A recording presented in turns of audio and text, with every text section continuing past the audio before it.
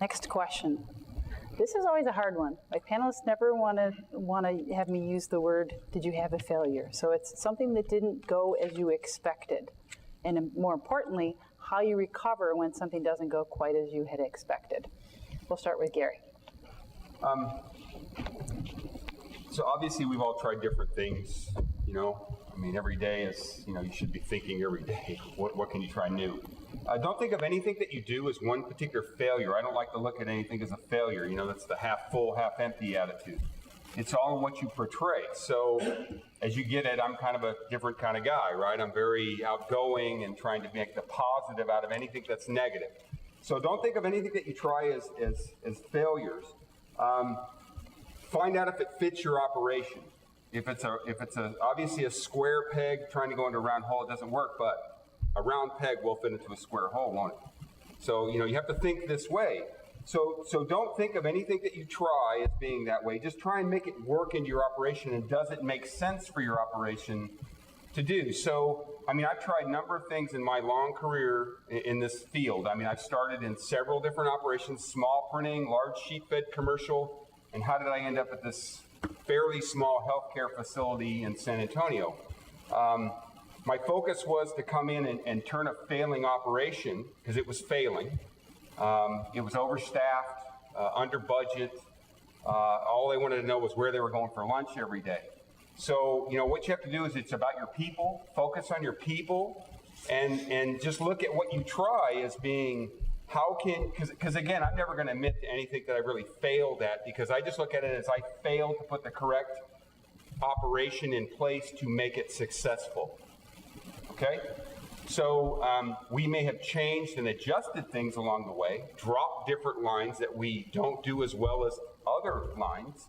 So those are really the keys that you need to understand. Focus on what you do well, do it very well, find a provider that does those things that you may not do as well, and partner with them to take that over for you. You don't want to waste your time doing something that just doesn't fit you that well, because your bigger fish out there need to be, what do you do right, make it better, and be a solution provider. Does that kind of, I hope I explained that very well. So that's, again, there is no failure. It's okay. Just your operation. Abbas. I think Gary's put it well, but you know, kind of translate into some specific tangible that I can.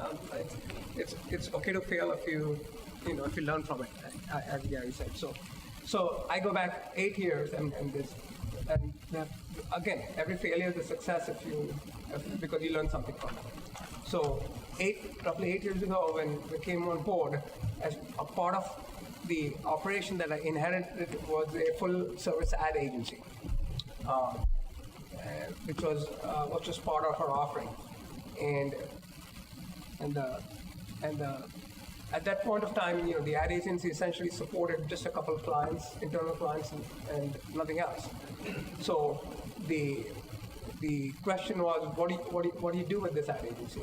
And so at that point of time, trying to become, you know, the solution provider, because again, one of the major things about implants is that implants are, the whole implant history is built around, you know, kind of just sailing along and don't rock the boat until things become really problematic, and then everybody gets, you know, concerned, what's happening, and then you want change, and you get somebody from the outside to shake it all up, and then everything settles down again until and you know, things drag along, and suddenly everybody wakes up and says, oh, what happened here? And so basically, same way I came into an implant that was, you know, I said over 100 people, and was losing at that point of time roughly $1 million a year. So it was, and this happened very quickly in the period of 2 to 3 years, where they went from kind of a break-even situation to losing $1 million a year. And by the time everybody woke up at Old Main, it was, you know, it was in reactive mode. So the agency was as part of it, and so the original solution was maybe we look at it as a solution provider and become this, this big ad agency that offers printing. That miserably failed. And what I learned from that lesson was that, and today also, I was at Executive Outlook on Saturday, and there's this whole theme about, we are not a printer, we need to become a marketer. Well, the challenge is our customers don't look at us as marketers. They look at us as printers. And so once you accept that, and it's okay, how can I shift my printing strategy rather than take an envelope or something else?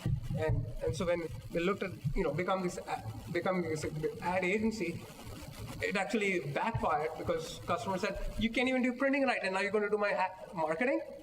I mean, it was just actually, it was such a big blowback. So we kind of reversed that. We actually spun that operation off, and now it's its own entity. They still do all the work with us, but it's its own operation, and we focused on the basics of around building up from our print and saying what other print-related services that we can encompass rather than try to do something that is really what our customers don't see us as. The customers have to be ready to be able to see as something else rather than trying to become something that the customers are not going to see. Okay. Mike Lincoln. I would say one of the things that we recently encountered was one of our colleges came to us and wanted us to do an every door direct mailing. And we looked at the job, and it was something that we had talked about getting into for quite some time.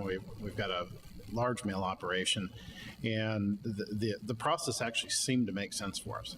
And so we embarked on this endeavor, and internally, it failed miserably. We did not have the infrastructure set up in order to do this mail the way it needed to happen. It was an incredibly labor-intense process for us. The nice thing is that is a failure that our customer didn't see. Yes, it cost us additional labor hours. It was way outside what we estimated to the customer. But the benefit was, it was a small junior college in southern Colorado. They needed 5 new students in order to make this thing work, and they got 10. And so from a customer perspective, there was no failure. As a matter of fact, they came back and said, we're going to do this again next year. So the one thing for us to do was sit back and say, okay, great. Customers very happy with what the result was, but how are we going to make sure that we deliver this to the customer next year and make sure we can do it in a manner that will keep our costs low and deliver what they're looking for. And so across the board, that's the way we may have an internal failure, but again, as the rest of the panelists up here have said, we'll learn from the failure, we'll move forward. And our customer doesn't know that it was something that I would consider a failure, but ultimately for them, it was a success. Great. Tom. When I thought about this question, actually 2 things came to mind pretty quickly. Believe me, there were a lot more, but we can talk about that later. The first thing we do, we combine the creative organization with the IT organization, the transactional mail. We just assumed we'd have one big happy family. And whatever they were doing on the IT side, they naturally want to do on the creative side. So if I was an offset operator and I was a transactional color print specialist, I couldn't wait to go tray mail the next day. And vice versa. If I'm used to running an inserter, I couldn't wait to go over there and learn how to run a HomeJet envelope printer. It just didn't quite work out that way, needless to say. We had a lot of pushback. So you've got to make sure, although versatility is very valuable, there is certainly a role for specialization within your shops. Some people love doing what they do every day, and you need them to do that, especially on the color side of the house. There's a real art to that, as I found out. And you've got to make sure that there's a balance there. Versatility is important, but you've got to make sure on the flip side of that you do have specialists where they need to be. Another thing comes to mind, you kind of fail to realize that you are people, process, technology, and material. About a year and a half ago, we were pretty convinced that we needed to buy 2 new inserters because our business is growing, certain types of mail are going up, we're running out of capacity. We were just about to pull the trigger. We had sold that all the way up through senior IT and business management. And one of the people that work for us also happens to be an industrial engineer who's a 6 Sigma black belt. she said, Tom, you know, you guys don't work through lunches, you don't work through breaks. We're leaving a lot of money on the table by not completely utilizing what we call continuous operation. So we went through an entire lean process initiative in order to working with work cells, the machines never stop, et cetera. And ultimately, we increased the efficiency in the transactional print mail area by 37%.